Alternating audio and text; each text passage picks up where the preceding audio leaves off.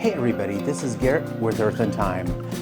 Today we're going to do something a little different than we usually do on our channel. We're actually going to take a look at some samples I collected, and we're actually going to cut them and see what the inside of these features look like. Now, what are these samples? They're actually a series of geodes, or what people sometimes call thunder eggs, and maybe potentially one of these may even be a septarian nodule, which is a very special type of geode. So come join me today. Let's check out these amazing samples. Let's cut them open and see what we can find. Let's get to it. So to start with, I want to show these samples. So these are fairly rounded samples of rock that I found while I was looking for petrified wood in Utah. And I do have that video, and I'll link it down below and at the end of this video. But I found these thunder eggs, these geodes. Maybe this one almost has a septarian nodule appearance to it. And I want to cut these today and share with you what the insides of these features look like. I don't know what I'm going to get into with these, but they all came out, they eroded out just like you're seeing here. There's these pretty rounded features. They were deposited most likely in a terrestrial or on land or near shore environment, which is one of the reasons I'm not sure if the first one I showed you is actually a septarian nodule or not. Those are usually deposited in a marine environment. However, there could have been a marine incursion into this area during that time potentially. But I'm excited to share with you all these geodes, or thunder eggs, as folks like to call them, from Utah. Welcome to Pop's Rock Shop with my buddy Glenn. All right, so it's time to come and start cutting our geodes or thunder eggs, and I have a guest person with me today. All right, so welcome to Pop's Rock Shop. Meet my good friend Glenn. Hi Garrett. Hi Earth and Time folks. Welcome to the rock shop where schist happens, Nice.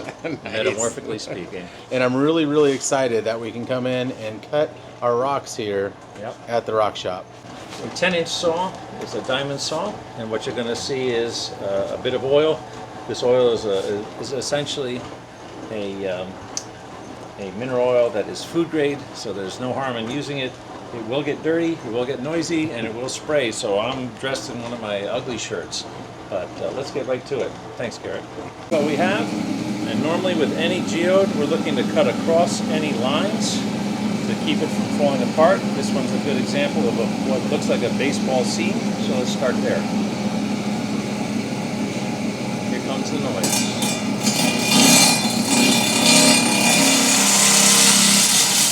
All right, the moment of truth. Got a bunch of pieces. There's a little bit of color in there. Oh yeah, just a little bit. Not Not too bad. Not hollow though, which I was hoping to see a little bit more hollow structure to it, but interesting. We'll see what the other ones turn out like. There you go. Interesting, thank you. Mini geode number one. It did break. This is one of the questions we had, is that, you know, because of the nature of these geodes, and they were on the surface when I found them, they've probably been weathered just a little bit more than maybe other geodes. So we'll be curious how these are going to fracture. Yeah, any of these cracks are going to potentially fall apart. So we have to kind of figure out where the solid, potentially agate or harder material is. I think I'm going to go at it this way on this one. And this is going to take a few minutes. Yep, we'll get it started, then check in and show you all the results.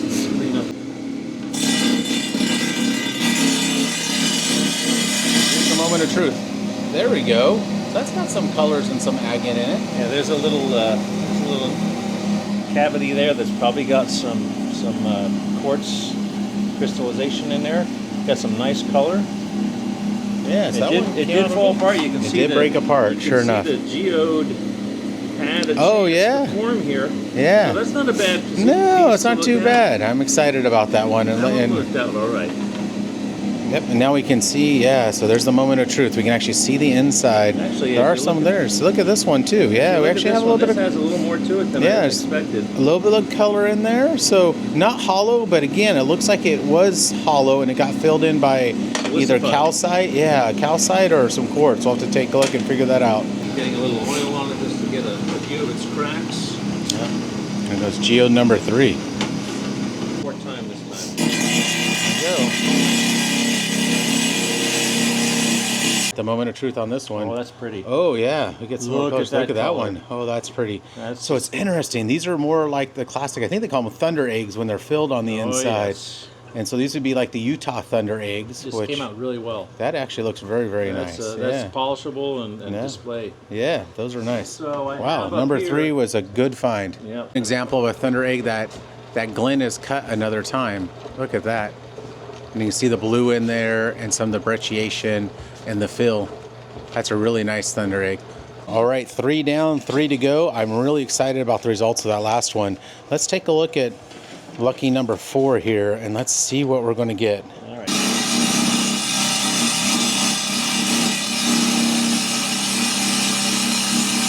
And by the way, although it's loud, if you're doing this, you have to chew on a toothpick. All the pros do it. How this one looks. Oh, there's some nice. There are seams some in there. seams in there. Yeah, there are some polished colors in there. nicely. Yeah. Yeah, you- still getting a little bit of color in there. A couple different things. Calcite in there with a little bit of white and kind of dark gray.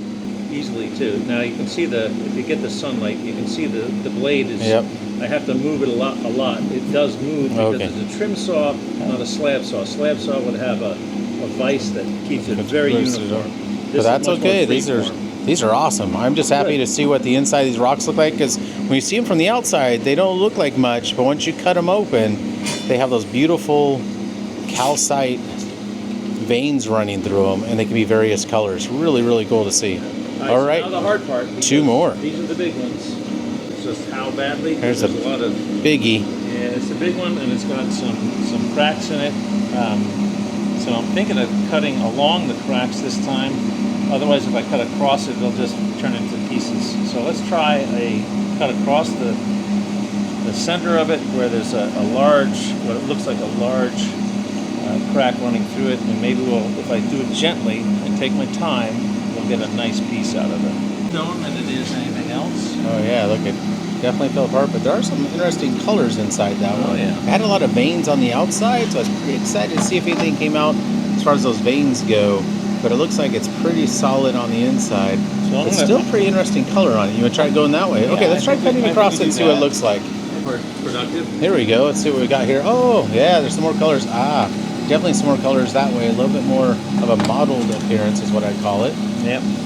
So you got 2 sides here. Yeah. Oh, yeah. Oh, yeah. So you can see, actually, if you rotate, there you go. So you can see where the inside's been filled. There was a hole there at one point. Yep. Right there, but now it's all... Now It's all this sealed is in. something that I could easily tumble. Yeah. You know, cut away some of the bark, if you will, and tumble it, and it will come out into one of those devices up there, those squares. All right, that may be another time. Yeah. One more to go. I want to give a shout out to Don Slater up there in Carrollton, Texas, at Nature's Gallery. He got me this particular slab saw and a number of other pieces of equipment. But he also has a wonderful collection of stones and gems and beautiful pieces. By the way, he has a private collection of pyrite that is absolutely world class. So if you get up to Carrollton, stop in Old Town Carrollton and say hi to Don. We will do that. It is a giant of a geode, and I'm not sure how to approach it, but you see, normally I would take a hammer to it and see how much stuff is just going to fall off. But I predict this is going to go. Yeah. You're going to lose this part. So what I'm proposing is we just take a try at what I think is the hardest part, and it should cut across this vein here. So let's try that. Give it a try. Here we go. Last geode.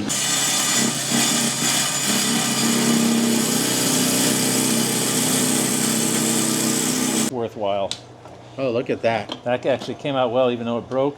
Yeah, that's actually a proper, really thunder egg, right? Yeah, look that's at a that. proper thunder egg with a center. Yeah. I knew that was coming off.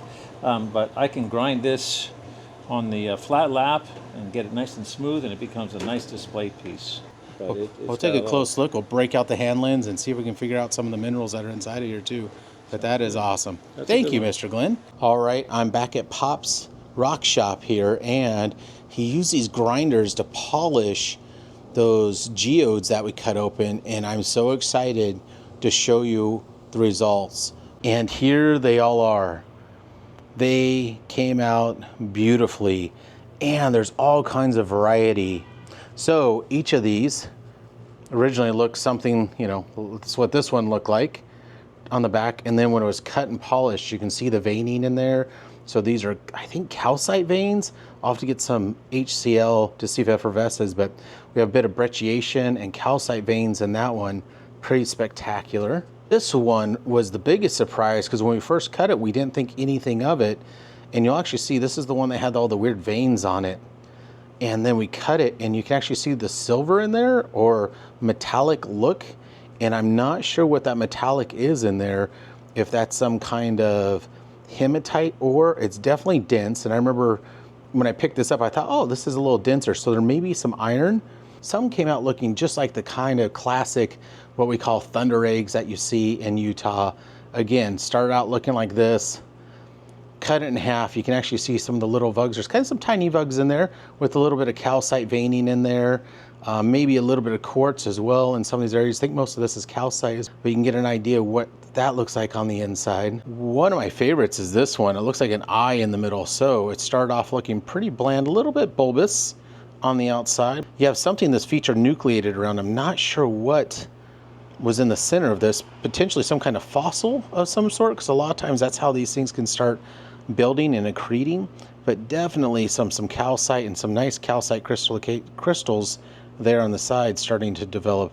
But this is a beautiful piece that'll definitely be worth putting up in a collection for somebody. I may leave this one here with Pops. Here's the other half of that.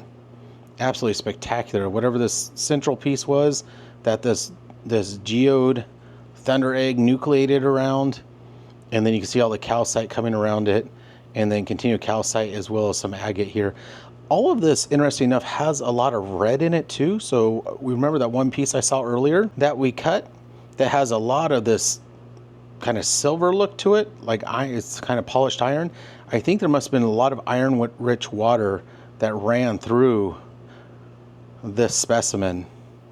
And then as Glenn, aka Pops, started polishing it, you can really see that silver sheen in here.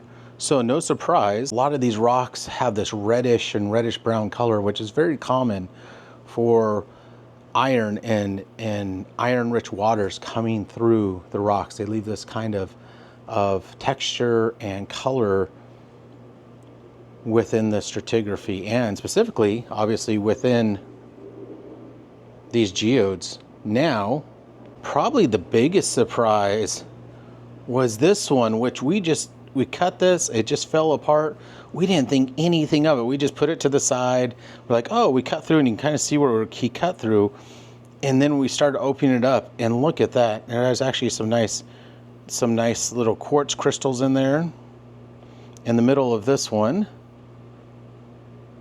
And then again, you can kind of see this hematite or iron cement in there. That was a beautiful piece, and there's actually a bunch of nice little vugs inside this. So this one hasn't solidified or healed all the way yet. You actually have these nice crystals in the middle. I was really excited to work with Pops to cut these and share these with you. And thanks again to Glenn, Pops, and Pops Rock Shop for cutting and polishing these for me. I look forward to doing many, many more episodes with him. Maybe we're going to end up doing a regular series where once a month or every other month we'll come to Pops Rock Shop and we can start learning about the process of cutting and polishing, or even take a look at some of his amazing samples. One last question I'll leave out there. If others have found some of these other thunder eggs or geodes like this in Utah and they see this silvery color on the inside, I'm not positive what this is. I'm guessing it's some kind of hematite in there, or maybe magnetite. I'll see if I can get a magnet and see if I can test that, but I'm guessing it's a hematite, some kind of iron stain. But has anybody else ran across this, and what did they think it was, or what is it? I would like to know. Thank you. All right, with my new friend Rocks back here and these amazing samples that were cut, I want to thank you all for joining me today. I want to thank Glenn at Pops Rock Shop for doing this work. I really appreciate it, and I look forward to having him on more episodes. If you enjoyed this episode, you all know what to do by now. Please subscribe, please like this video, please leave comments down below. Have you ever found thunder eggs or geodes like this? Please let me know. We'll catch you on the next episode. Bye for now.